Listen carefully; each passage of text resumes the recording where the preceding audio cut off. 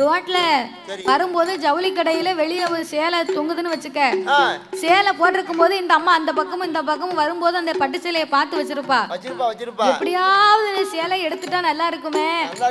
அந்த ஐயா அப்பதான் 2 சேலை எடுத்து கொடுத்திருப்பாரு. இதை எடுத்திருக்கலாமோ அப்படின்னு நினைப்பா.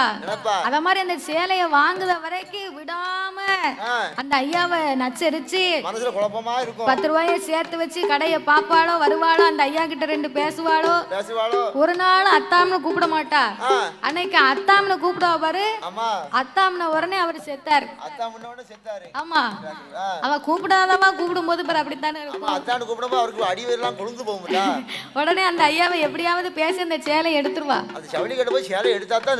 அந்த மாதிரி பார்வதிக்கு பகவான் மேல சந்தேகம் தீரல.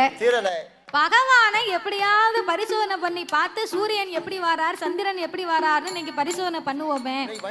அப்படி என்று அந்த பராசக்தியாகப்பட்ட பார்வதா தேவி